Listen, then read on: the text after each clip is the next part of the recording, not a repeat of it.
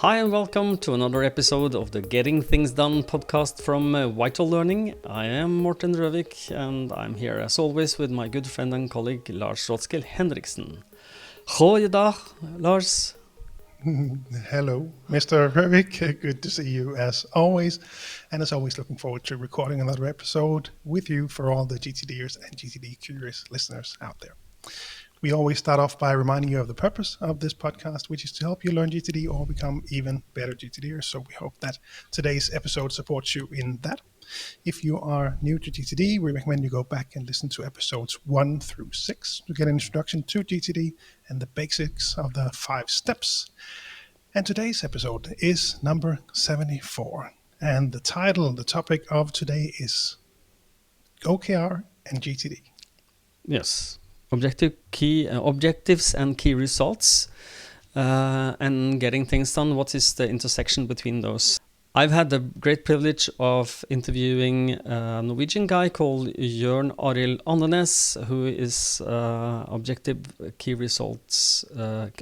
and key results guru here. He's the lead in the Oslo GTD gathering, which is a meetup.com group here in Norway, and he has dabbled with GTD for a long time and also the OKR, so he's the perfect person to talk about this. But before we go there, I just want to ask you, do you know where goeiedag come from? No? Are we Dutch, maybe? Yes, we are Dutch. So thanks for our listener who sent that to us as an audio file, so I can try and perfect this. So I hope that I don't make a fool out of myself with goeiedag. It's okay. Well, maybe you actually do. I guess you don't really know what you said. You could be saying something completely different. I could, but I trust this person. So, really looking forward to this episode and learning more about the intersection between the two topics. Really looking forward. Me too. So without further ado, let's hear the interview with Jørn Arild. And now, our special guest.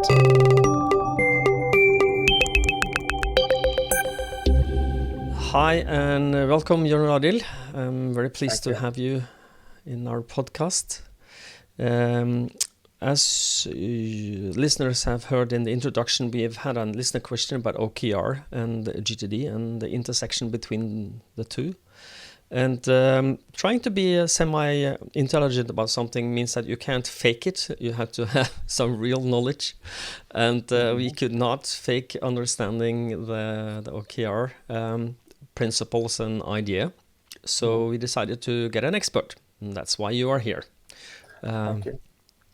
So, Jørn Arild, could you please tell us a little bit about who you are and what you do in your everyday work? Yes, my name is Jørn Arild Andenæs. I'm living in Asker, outside Oslo. Mm-hmm. I'm 44 years old, have 2 kids, 6 and 8, and a wife. And I'm working as a manager in GEODATA. So, and have been using GTD for 10 years, and also been using OKR for the last 4 years. Okay, good. Can I just ask you out of curiosity, GeoData or GeoData, what kind of company is that? What are you doing there? What are you producing? Yes, so GeoData, we work with GIS applications, geographical information systems. Mm-hmm. So Esri, it's an American company that creates a product called ArcGIS, which we deliver in Norway and also in Denmark, actually.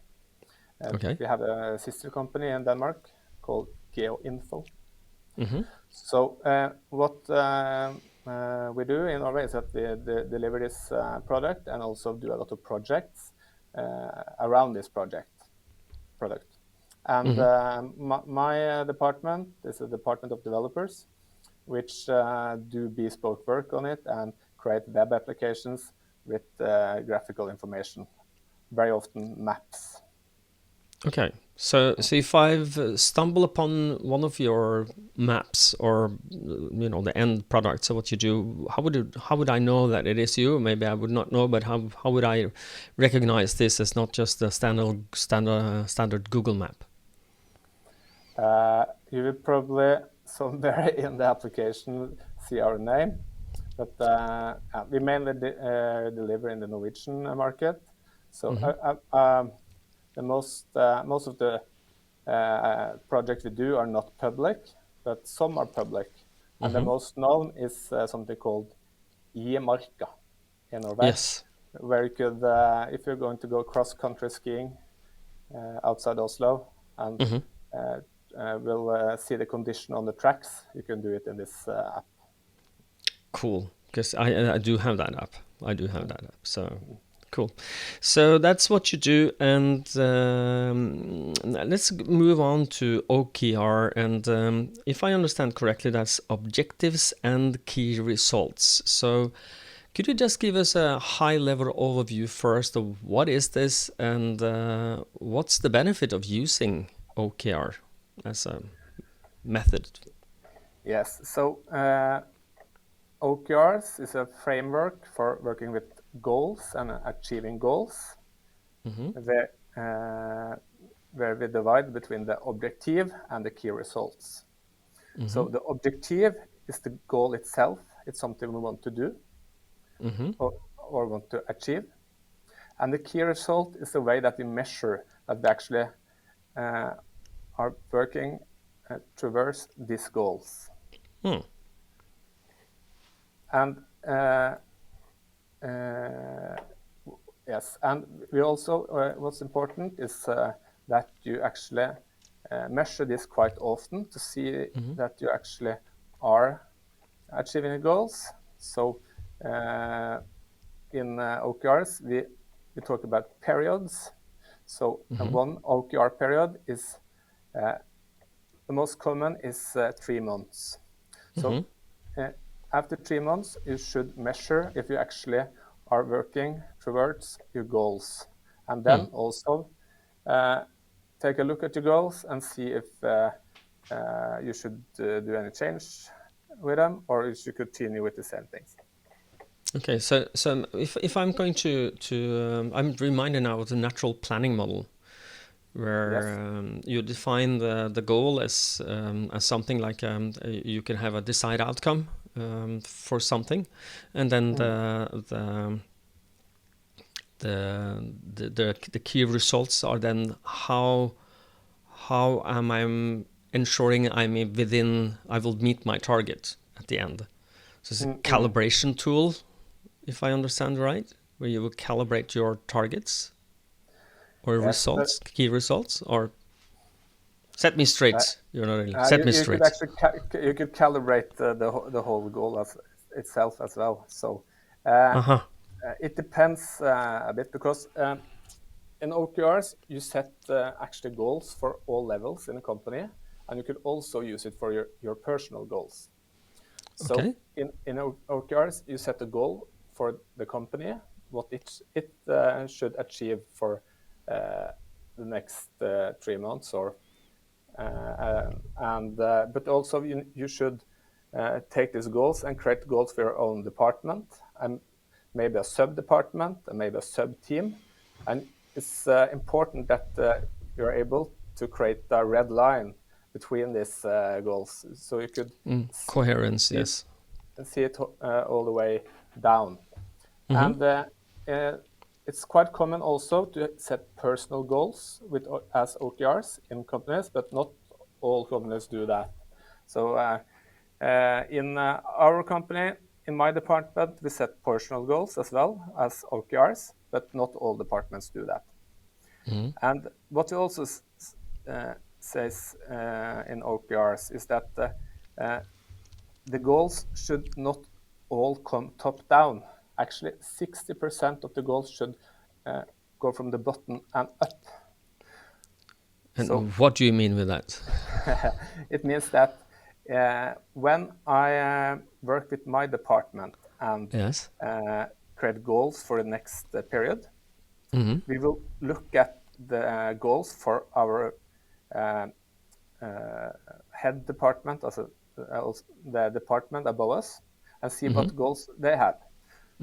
But most important, we'll try to make goals that we want to achieve. So, and it says that 60% of the goals should come from ourselves, and we should only take 40% from the department. So it's only 40% shit running downhill, and then 40% splashes up. Yes. So 60%, I mean, yeah, okay. Yes, that's true. And the idea is behind this that then the people will feel that they own the goals themselves. And very often, it's a connection between the goals. And when you create goals, you should be inspired by other goals and companies. So it's also very important that it's transparent, that all departments should see the goals to other departments and things like that. Okay. So I see, by the way, that you have now put yourself out of frame again. Sorry. That's okay. Okay. Just for the viewers in the YouTube channels, that's good. Yeah. But we are not, so we are not going to cut. We are not about perfectionism. We are about being human here.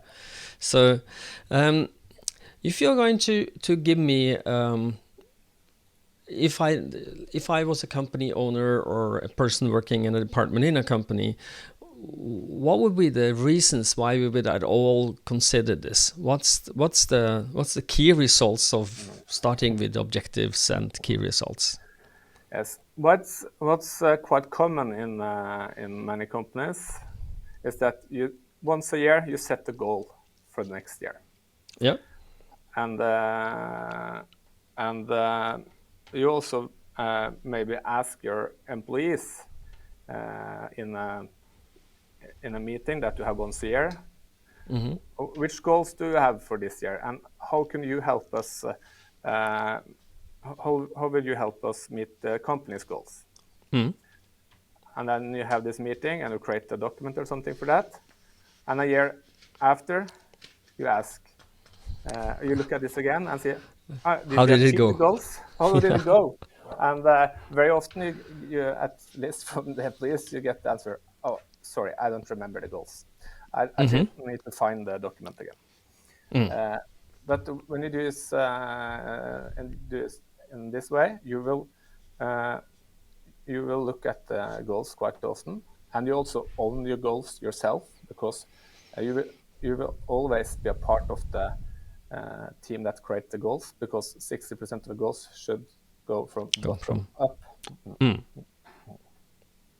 So I'm just reminded of another 3-letter abbreviation that's something that's very common, at least in the bigger companies in Norway. It's called KPIs, key performance indicators. Yes. Do you have anything to say about the relationships between OKR and KPIs? Yes, I guess it's probably different. Many people that have different opinions on this, but my opinion is that KPIs, that's more like health indicators of how the company is going.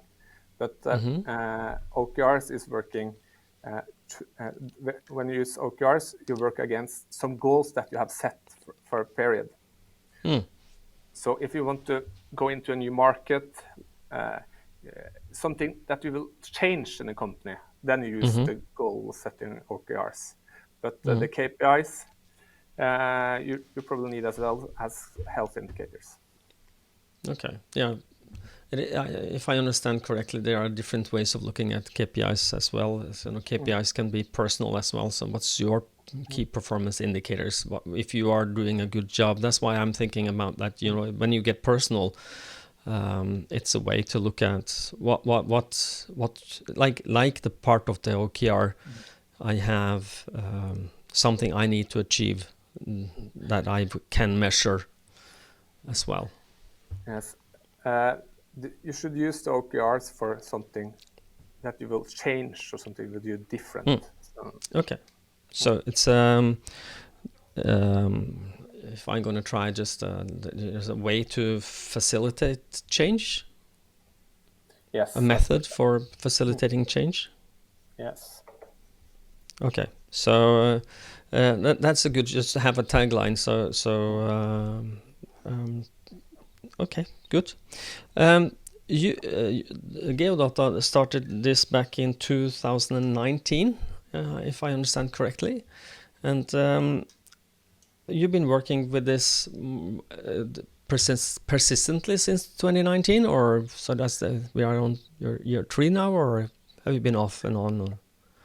We have been using it all the time. Actually, I started before that. So what happened was that when I started in GeoData in 2018, I have just read this book, Measure What Matters, which it's about how Google started using OKRs. And I was really inspired by that. And Yes. GeoData was, when I started, a coincidence as well, that they were looking at a new way to work with goals. And this was a And great you raised fit. your hand, hey, I read a book. Yes, I raised my hand and said I read a book. Actually, when I was introduced to this book, a guy, Lucas in Shifter, told me that I had a coffee with him, and he said, OKRs, you need to read about that. You that are so interested in GTD, because that's GTD for companies. He told me. Okay. And Do you agree with him in that? I'm not sure if I agree, but there was a good sales line, at least for me getting to read it. Yeah. And I also think it was really good. So when I started from day one in my department with it. So in my department, we started with OKRs in September 2018, and after a while, the whole company started to use it. So Okay. so what convinced the leadership to, go for this? It's probably many different reasons, but they were looking at something else actually called beyond budgeting, and it was some similarities with the OKRs there. And but we found that OKRs was quite easy actually to implement, or easy to understand at least. And they saw that I have started with it, and then some other departments heard about it, and they started with it as well. And then the manager at that time, he actually left GeoData now, but he was a fan of this as well. So he started it with at the top management. They started with it, but not all other departments was forced to use it. But after a while, we said that no, everybody should use it. But we have we're always working on it and trying to do it better. And so we started actually for the whole company with quarterly periods, and then it went to 30 hours. It's like 4 months instead. Yeah.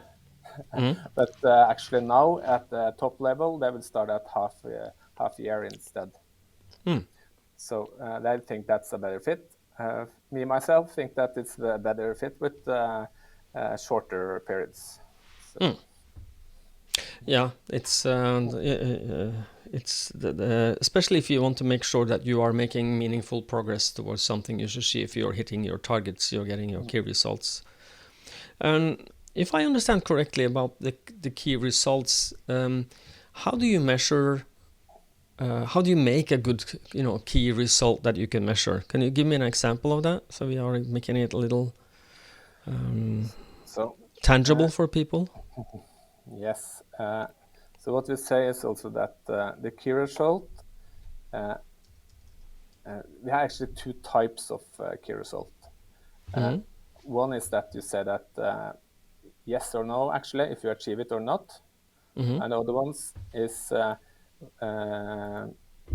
sorry, I'm trying to find something here. The other ones is like you could grade it from 0 to 1 or from 0 to 100% if you have achieved it. Mm-hmm. So someone says it's not a key result unless it has a number. So it should be a number actually tells Quantified, yeah. Yes, quantified. But that very often it could also be used as more like a milestone, where you could tell you get 1 point because actually after a period of time, the OKR period, you should actually grade the whole period and the whole goals, and then use actually the key results to grade the goals to see if you have met them or not. And if you have 100%, achieved 100% of your goals, then the OKRs, in OKRs, that means that you haven't actually had ambitious enough goals. So you should try to achieve 60-70%. That's good if you achieve that. But okay, so you set your goals high enough so they are achievable, but you will be happy with 60% of the achieved goals. If you, it's like David Allen would say something like, if you haven't, fallen off the horse, maybe you're not running fast enough. Yes. But as I said, some goals are more like you have done it or not. So. Yeah, so it's either done or not done. Yes. Okay. So I'm going to ask you now for and something I have not made you aware of. I'm going to ask you, but we are going to touch upon more about GTD and the intersection with OKR. But for those who are interested in learning more about the OKRs, and I'm sure Wikipedia will give you a brief overview, at least it does in the Norwegian Wikipedia. But the name of the book that you read back then, do you have that available so that we can, if you don't remember the name now, we can at least link to it somewhere in the show notes? Yes, I have it. So it's Measure What Matters, written by John Doerr. Measure What Matters. And John Doerr? Yes, D-O-E-R-R. D-O-E-R-R? Yeah. Yes, yeah. correct. Doerr. Okay, good. We will make a link to that in the show notes for those who are listening so that you can find it again. Good. So that's OKR, and we both know GTD. That's how we know each other. We got bumped into each other, and you are among being a guy who wants to get better at getting things done. You are also the leader of the work group of the Oslo GTD gathering, which is the largest GTD gathering in the world, actually. Yeah, it's the biggest meetup.com group, at least. With when you're nearing 1,000 members soon, or yes, we've been soon 1,000 members. So yeah. probably celebrate that later this year, I hope. Oh, yeah. Wow, cool. So Oslo GTD gathering at meetup.com is a good resource to know more about what the getting things done. And this is a free to attend, free to learn, pro bono measure. We are there, all of us. I'm also a member of this group. I'm Jørn Arild's subjective. I'm his. I'll do what he tell me, but this we are there to learn, all of us. So. Yes, many thanks for this marketing. yeah. Well, if we can get a couple of new members, good for that, and we can before end of this year will be 1,000. That would be cool. So and there is it's very easy to get out of the emailing list. You can become a member, create an account, and you can then just leave if you don't find it has any value for you. Yes. But now, intersection between GTD, getting things done, and objectives and key results. Where do they intersect, and how can you use it as a GTD? Or Yes, so I think it intersects actually different places. So for myself, I have actually two different places or two different sets of OKRs. So I have my personal OKRs that I own, and my department in GEODATA has OKRs, and actually the department above my department, where I also I'm a part of the management, also have some OKRs. So if we start with my personal OKRs, they are very related to the horizons of focus that we use in GTD. And in this, we have this level 4, which we call the goals. And for me, I have created goals, both have some goals that are actually maybe for the next 10 years or something that I have written myself. And I have some goals for the next 2 years. These goals for the next 2 years, that's actually my objectives in the OKR model. So I have my own system. I'm using OneNote to this part of my system. I've written these goals for the next 2 years, and then I have transformed this into my OKRs, where I have created some key results for these goals, and also a list of activities that I need to do to actually meet these goals. But these goals or these key results is in my system. That's actually the projects. Okay. So I have some examples actually. So in my personal life, I have some personal goals. I have some goals that for my career and things like that, and health goals. But I also have some goals related to my friends. So one of my goals for the next 2 years is that I should meet my friends quite often. And actually to achieve that, I have created some OKRs for it. So the key results then for the next period, which is the next 3 months, is that I should invite 2 times. I should invite some of my friends to dinner at home. And I also should another key result is that I should have a trip to my cabin with some of my friends. So this is actually projects. To have this trip to the cabin is a project, and to have these dinners with my friends. So in the OKRs, it's I will actually tick off if I have done it or not, and after the period, I will see if I have achieved the goals or not. Okay, so to interpret this, just to give it a little context, this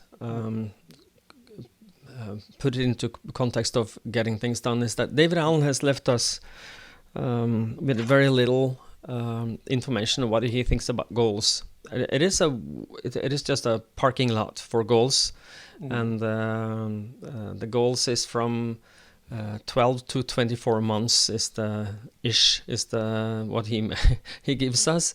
But it is as getting things done is not religion. You can bend the rules. You can do whatever you want with that. So that the OKR fits perfectly in there. and it is kind of maybe part of what we are missing as the goals, because we have projects 12 to 24 months, and the goals are, what do I want to achieve that is not started yet, but I will start. So it feels a little, when you describe it, like a little missing link in this. Absolutely. Yeah. So let's say that I wanted to let's say I want to finish a master's degree in something that could be a goal. And then I will create projects to make sure that or projects with next actions to fulfill my OKRs, and then the objective will be, did I finish, and all the key results will be, did I finish this exam, did I read what I decided to do. It's a way to structure long-term working towards a goal that it might be feel very far away for some people. Yes, absolutely. So when you create these periods of 3 months, then you actually need it. It gets much nearer to you, and you actually see that, you need to do something now to actually achieve this. It's an anti-procrastination tool as well, because you kind of like procrastinate things. It's important, but it's like 3 months away, and I will do that when it happens, and then you are then put your feet to the fire maybe, and then to work very, very hard to achieve that. Good. So, okay, and now it fits better in my brain. I have a better understanding. So anything to add on the intersection? I think I have an overview. You were on the way words to say something when I kind of cut you off, I think. So this is kind of the way it's integrate to my personal horizontal focus and things like that. But the other way, actually, it integrates with the OKRs of the company, because it's that the initiatives, actually, when we have in the OKRs, we have the objectives, the key results, and we have the activities/initiatives that you should do to actually get there. So the key result is the way you measure it, but you need to do something. And in my department, for instance, we have, we could have a goal that we should get some knowledge about Azure, something. Maybe some guys should get some certifications, and we could have a goal that 4 guys should get this. So the goal is that 4 guys should get it. And as a manager, what do I need to do then? And that's part of the initiatives. I need to actually talk to someone, try to motivate them for doing this. So then the initiatives will be my projects, not the key results. That's up. Exactly. So yes, and that could be on different level in the company. The initiatives, I could own an initiative on my head department or my own department. That I need to have into my system as a project. Good. Anything that you would like to add about OKR and GTD? I think we are nearing the end here now. No, not for now. If anybody want to get in touch with me to learn more about it, you could please contact me on LinkedIn. So I know Morten will share my LinkedIn link. Yes, it will be in the show notes, and there will also be a link to the GEODATA.no blog where you have written about this, and we will also there in the show notes also link to the book, Measure What Matter. And thank you so much for attending, be part of this. I hope that people will enjoy this and understand a little bit more. I certainly understood it better now than I did before. I'm not a matter expert, but I understand what it is now, which is a huge improvement for me. Thank you for asking me to join you and tell about it. I really like to share my knowledge with others. So. Yeah, and I know you do, and thank you for attending. And I'm sure that because GeoData is growing, so maybe you will need to hire some programmers. So follow him on LinkedIn. I'm sure he will post some job openings soon. Yes, we have some openings for developers. So are you a developer looking for a job? Please contact me. Okay, good. I'm sure you will have a couple of people getting to you. So thank you so much for being part of this, Jørn Arild, and have a great day and a great summer continued, and a great fall, autumn when that comes. Take care. Thank you, Morten. Take care. Bye-bye. Bye.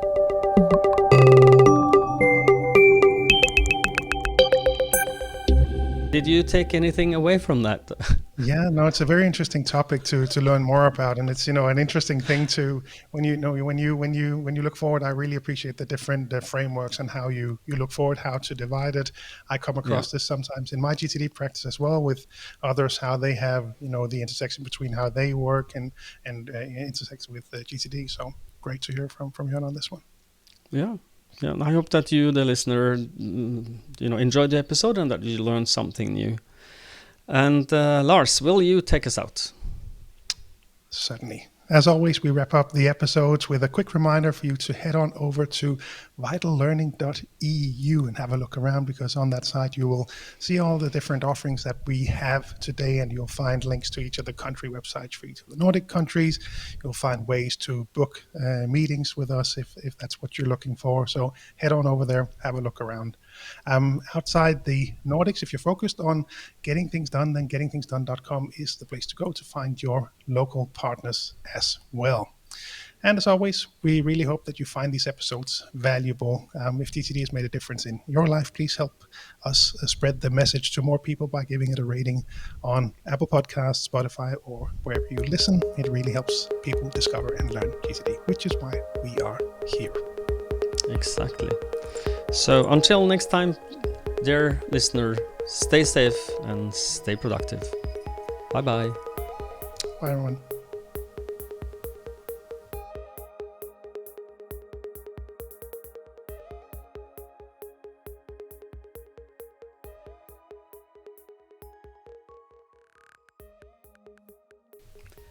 Hi and welcome to another episode of the Getting Things podcast from Vital Learning. I'm Morten Røvik, and I'm here as always with my good...